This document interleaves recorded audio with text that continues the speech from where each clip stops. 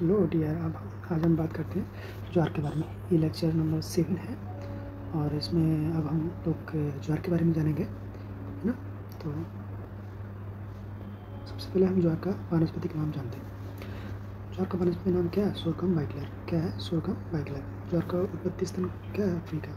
ज्वार का उत्पत्ति स्थान क्या है? अफ्रीका। ज्वार में कतार से कतार की दूरी कितनी रखते हैं? 45 सेंटीमीटर। कितनी रखते हैं? 45 सेंटीमीटर, ठीक है ना। तो ज्वार का वानस्पतिक नाम क्या है? सोरगम बाइग्लर। ज्वार का उत्पत्ति स्थान क्या है? अफ्रीका। ज्वार में कतार से कतार की दूरी कितनी रखते हैं? 45 सेंटीमीटर, ठीक है। ज्वार की बीज दर ली जाती है, ठीक है। अगर हम लोग अनाज के लिए अगर उगाते हैं तो 9 से 10 किलोग्राम प्रति हेक्टेयर लेते हैं। अगर हमको चारे के लिए अगर उगाना हो, है ना, तो इसके लिए 30 से 40 किलोग्राम प्रति हेक्टेयर हम लेते हैं, ठीक। हम बात करते हैं आगे ज्वार के लिए जलवायु। ज्वार के लिए कैसी जलवायु चाहिए? ज्वार के लिए गर्म जलवायु चाहिए, ठीक है ना। ज्वार की कैसी जलवायु चाहिए? गर्म जलवायु चाहिए, ठीक। और ज्वार की फसल उत्तम है किस मिट्टी के लिए? यह है दोमट मिट्टी के लिए उत्तम है ज्वार की फसल। ज्वार की फसल किस ऋतु में ली जाती है ना। तो ज्वार की जो फसल है ये खरीफ ऋतु में ली जाती है, ठीक है। अच्छा, लगातार ज्वार के सेवन से, है ना, लगातार ज्वार के सेवन से पशु में कौन सा रोग हो जाता है? ये पशु में पेलेग्रा रोग हो जाता है। नाइट्रोजन देने से ज्वार में बढ़ती है। अगर नाइट्रोजन अधिक मात्रा में अगर देते हैं या ज़्यादा देते हैं तो SCN की मात्रा बढ़ जाती है। किसकी मात्रा? SCN की मात्रा बढ़ जाती है। भारत में सबसे ज़्यादा ज्वार की फसल किस राज्य में ली जाती है ना। ये ली जाती है महाराष्ट्र राज्य में। भारत में जो सबसे ज़्यादा ज्वार की फसल ली जाती है किस राज्य में? महाराष्ट्र राज्य में, ठीक है। पेलेग्रा रोग होता है किस में? पेलेग्रा रोग होता है ज्वार में। ल्यूसीन की अधिक मात्रा खाने के कारण होता है। किसकी मात्रा अधिक खाने के कारण होता है? ल्यूसीन की मात्रा अधिक खाने से होता है। ज्वार के पौधों की संख्या प्रति हेक्टेयर कितनी रखते हैं? ज्वार के पौधों की प्रति हेक्टेयर संख्या रखते हैं लगभग 1.5 लाख से 2 लाख, है ना। कितने रखते हैं? 1.5 लाख से 2 लाख रखते हैं, ठीक है। ज्वार की फसल में सरकार की मात्रा कितनी प्रतिशत पाई जाती है? ये पाई जाती है 70%। कितनी प्रतिशत? 70% ज्वार में शर्करा की मात्रा पाई जाती है ना। साइलेज बनाने के लिए ज्वार की फसल को कब काटते हैं? साइलेज बनाने के लिए ज्वार की फसल को कितने दिनों पे काटते हैं? ये काटते हैं 60 दिनों पे या पुष्प आने से पहले। या तो 60 दिन पे काटेंगे या पुष्प आने से पहले, ठीक है। अब बात करते हैं ज्वार का कीट। ज्वार का एक भयानक कीट होता है जिसका मतलब तना वेदक कीट। क्या है? तना वेदक कीट और सूट फ्लाई का निदान किससे करते हैं? अगेती बुआई करके सूट फ्लाई का निदान करते हैं। अधिक बीज दर कम में लेकर सूट फ्लाई का निदान करते हैं, है ना। मछली का चूरा खेत में डालकर सूट फ्लाई का निदान करते हैं। दानेदार कीटनाशक प्रयोग करके हम सूट फ्लाई का निदान करते हैं, ठीक है। हम बात करते हैं ज्वार की प्रमुख व्याधियों के बारे में। तो उसमें ग्रेन स्मट क्या लगता है? ग्रेन स्मट, है ना। ये ग्रेन स्मट लगता है। ये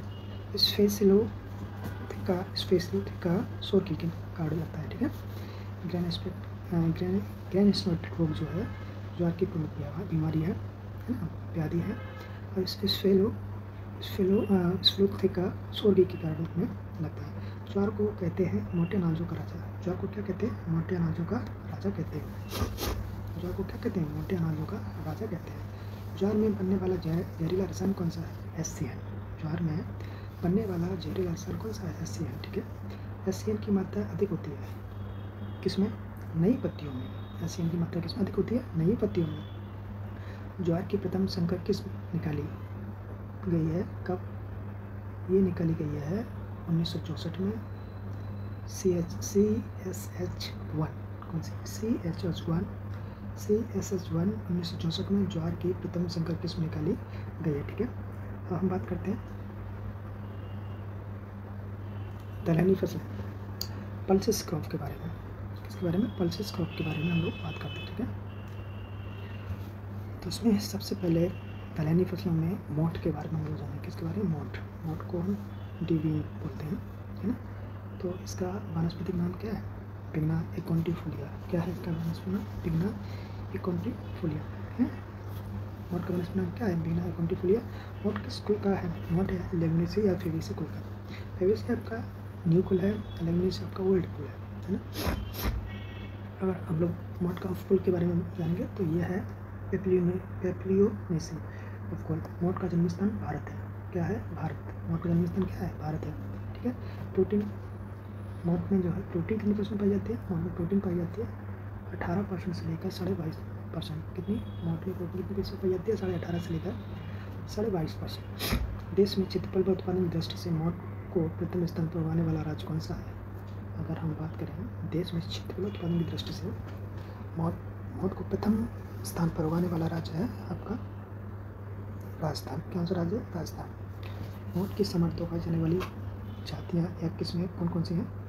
तो ये हमारी जातियाँ हैं जड़िया, पहली है जड़िया, दूसरी ज्वाला, RMO 40, मरुवर्धन, या इसको हम बोल सकते हैं RM 2251। ठीक है। मोट का उगाने के लिए उपयुक्त जलवायु की आवश्यकता होती है। मतलब मोट को उगाने के लिए किसकी जलवायु की आवश्यकता होती है? एक गर्म जलवायु की आवश्यकता होती है और अर्धशुष्क जलवायु की आवश्यकता होती है। क्योंकि खरीफ की सीजन में इसको उगाया जाता है, मोस्टली क्या है, इसको गर्म जलवायु की आवश्यकता होती है। मोट में सहन करने की शक्ति अधिक होती है। किसको? सूखा सहन करने की शक्ति अधिक होती है ना। अब बात करते हैं मोट में बीज दर की। तो मोट की 1 हेक्टेयर बुआई करने के लिए हम 10 से 12 किलोग्राम मोट की आवश्यकता होती है। कितनी? 10 से 12 किलोग्राम मोट की आवश्यकता होती है। मोट की फसल में बुआई की दूरी रखते हैं root to 45 centimetre, plant to plant 15 centimetre. कितना? रूट R/P, मतलब लाइन से लाइन की दूरी 45 सेंटीमीटर, प्लांट से प्लांट की दूरी 15 सेंटीमीटर रखती है। ठीक है। अच्छा, नेक्स्ट बात करते हैं मोट की बुआई का समय क्या होता है? वर्षा प्रारंभ यानी जुलाई अगस्त। जैसे ही वर्षा प्रारंभ होती है वैसे हम लोग मोट की बुआई कर देते हैं। तो इसका महीना कौन सा है? जुलाई अगस्त का महीना है। ठीक है। मोट की फसल में लगने वाले प्रमुख रोग है पत्तीसरा, मोजेक जो रोग है वो विषाणु से लगता है। किस लगता है? विषाणु से लगता है। ठीक है। मोट की फसल में लगने वाले प्रमुख रोग कौन थे? पत्तीसरा है और मोजेक विषाणु से लगता है। पत्तीसरा मोजेक का वाहक क्या है? पत्तीसरा मोजेक का वाहक क्या? महिला, एफिस क्रिसिओरा, या इसको माहू बोल सकते हैं। मोट की फसल में प्रमुख कीटनाशी का प्रयोग करते हैं ये वैसालिन और पेंटामेथिलिन। मोट की फसल में प्रमुख कीटनाशी दिए जाते हैं वैसालिन या पेंटामेथिलिन का इस्तेमाल आप करते हैं। किसको? खरपतवार नियंत्रण के लिए। ठीक है। अब बात करते हैं लोबिया चबला है ना। लोबिया का वनस्पति नाम क्या है? बीना सानेंसिस। लोबिया का वनस्पति नाम क्या है? बीना सानेंसिस। लोबिया की उत्पत्ति स्थान अफ्रीका। कौन सा है? अफ्रीका। भारत में लोबिया की प्रमुख फसल उगाई जाती है कौन से राज्यों में? तो ये है पंजाब, राजस्थान और उत्तर प्रदेश। सबसे पहले पंजाब, फिर राजस्थान, उसके बाद उत्तर प्रदेश में उगाई जाती है। ठीक है। अब बात करते हैं लोबिया के दानों में कौन सा अम्ल पाया जाता है ना। तो लोबिया के दाने में मिथियोनिन अम्ल पाया जाता है। कौन सा अम्ल पाया जाता है? लोबिया के दाना मिथियोनिन अम्ल पाया जाता है। इस लोबिया को और किस नाम से जानते हैं? लोबिया को हम वेजिटेबल मीट के नाम से भी जानते हैं। किसके नाम से? वेजिटेबल मीट के नाम से भी हम जानते हैं। ठीक है। अब बात करते हैं प्रोटीन के बारे में। तो लोबिया में प्रोटीन कितनी परसेंट होती है? 23%। लोबिया किस जलवायु का पौधा है? तो लोबिया जो है हमारी गर्म जलवायु का पौधा है ना। लोबिया को दाने के लिए उगाने पर कितनी बीज दर की आवश्यकता होती है? तो मान लीजिए खरीफ ऋतु में हमको उगाना है तो हम 15 से 20 किलोग्राम प्रति हेक्टेयर हम दाना लेंगे, मतलब सीड लेंगे दाने के लिए। अगर हमको 20 ऋतु में अगर उगाना है तो 25 से 30 किलोग्राम प्रति हेक्टेयर हम बीज दर लेंगे। लोबिया दलहन के अलावा के रूप में भी उगाते हैं। मतलब लोबिया दलहन के अलावा और भी किस रूप में उगाते हैं? जैसे हरी सब्जियां हो गई, हरी खाद होगी चारे के लिए, कवर क्रॉप के रूप में भी हम दाल के लिए तो उगाते हैं। दाल के साथ साथ और किसके लिए भी उगाते हैं और किस उद्देश्य के लिए उगाते हैं? तो ये हरी सब्जी, हरी खाद, चारे व कवर क्रॉप के रूप में भी हम इसको उगाते हैं। अब बात करते हैं चावल और चमड़ा या लोबिया के उत्पादन में देश में प्रथम स्थान किसका है? उत्पादन उत्तर प्रदेश का। लोबिया की उन्नत किस्में हैं RS 9, RC 19, JC 10, FS 68। RS 9, RC 19, JC 10, FS 68। लोबिया में खरपतवारनाशी का क्या नाम है? लोबिया में जो कवकनाशी का प्रयोग करते हैं उसका क्या नाम है? बैसालीन। उसका क्या नाम है? बैसालीन है। लोबिया की सब्जियों के लिए उगाई जाने वाली किस्में पूसा फाल्गुनी, पूसा बरसाती, पूसा दो फसली, काशी गौरी, पूसा कोमल, पूसा ऋतुराज। कौन कौन सी है? पूसा फाल्गुनी है, पूसा बरसाती है, पूसा दो फसली, काशी गौरी, पूसा कोमल और पूसा ऋतुराज लोबिया की सब्जी के लिए उगाई जाने वाली फसलें हैं। ठीक है, अब हम बात करें लोबिया में मोजेक रोग का कारक क्या है? ये वायरस बाहर है फिट। ठीक है, लोबिया के प्रमुख कीट है पोरफ्लाई है, फ्रूचिड है, फ्रूचिड कीट है, फ्रूचिड कीट है लोबिया के प्रमुख कीट में। ठीक है ना। हम बात करते हैं चना के बारे में। चने का वनस्पति नाम क्या है? साइसर एराइटिनम। चना का वनस्पति साइसर एराइटिनम। चना का कुल कौन सा है? लैग्मेसिकल है। चना में कुल सूत्रों की कितने? 14 और 16 भी होती है। चने का उत्पत्ति स्थान दक्षिण पश्चिमी एशिया है। भारत में चना की पैदावार सबसे अधिक होती है, मतलब अधिक की जाती है तो ये भारत में। चना में अंकुर के समय पाए जाने वाला विटामिन कौन सा है? विटामिन सी पाया जाता है। ठीक है, याद रखना कि अंकुरित चना में विटामिन कौन सा पाया जाता है? सी पाया जाता है। ठीक है, चना को अन्य किस नाम से जानते हैं? चिक्पी या बंगाल ग्राम के नाम से भी जानते हैं। चना को और अन्य किस नाम से जानते हैं? चिक्पी या बंगाल ग्राम के नाम से भी जानते हैं। चना में अंकुर होता है अधोभूमिक हाइपोजियल प्रकार का अंकुर होता है। राजस्थान की महत्वपूर्ण रबी सीजन की फसल है ये चना। कौन सीजन की? रबी सीजन की चना। चना में प्रोटीन की मात्रा पाई जाती है। कितना परसेंट? 21% प्रोटीन की मात्रा पाई जाती है। चना में अधिक मात्रा में पाए जाने वाला पदार्थ है कैल्शियम, लोहा और नाइसिन। क्या क्या पाया जाता है? कैल्शियम पाया जाता है, लोहा पाया जाता है, नाइसिन पाया जाता है। ठीक, चना में किस प्रकार का परागण होता है? ये स्वयं परागण होता है। कौन सा? स्वयं परागण होता है चना में। काबुली चना का वनस्पति नाम क्या है? साइसर काबुलियम इसका वानस्पतिक नाम है। साइसर काबुलियम इसका वानस्पतिक नाम है। ठीक है, हम बात करते हैं चने में उत्पादन की दृष्टि से। चना में उत्पादन की दृष्टि से सबसे पहला राज्य कौन सा है? ये मध्य प्रदेश है। चना में अधिक लगने वाला रोग कौन सा? घोटा, विल्ट है ना। ये सबसे भयंकर रोग है जो चना में लगता है। चना को कहा जाता है दलहनी फसलों का राजा। चना क्या कहा जाता है? दलहनी फसलों का राजा है ना। चना की फसल की तुड़ाई निपिंग, हाँ ये बहुत महत्वपूर्ण है। ये निपिंग की क्रिया बोलता है, कभी कभी पूछ लेता है कि निपिंग की क्रिया किसमें की जाती है, तो ये चना में की जाती है। चना की फसल में निपिंग या तुड़ाई की क्रिया 40 दिन के बाद, कितने दिन के बाद? 40 दिन के बाद की जाती है। ठीक है, चने की फसल की छुटाई की जाती है अधिक शाखाओं की वृद्धि के लिए। अधिक शाखाओं की वृद्धि के लिए इसकी छुटाई की जाती है या निपिंग की जाती है। ठीक, चने की जड़ों में पाया जाने वाला राजोबियम कौन सा है? राजोबियम जीवाणु है। कौन सा है? राजोबियम जीवाणु। चना में प्रमुख जो कीट है वो कौन सा है? फलीछेदक। कौन सा है? फलीछेदक। चना में प्रमुख कीट कौन सा? फलीछेदक। ठीक, अब काबुली चना की बीज दर होती है 100 किलोग्राम प्रति हेक्टेयर। कितना? काबुली चना की बीज दर कितनी लेते हैं? 100 किलोग्राम प्रति हेक्टेयर। चना की बुआई की जाती है अक्टूबर और नवंबर माह में।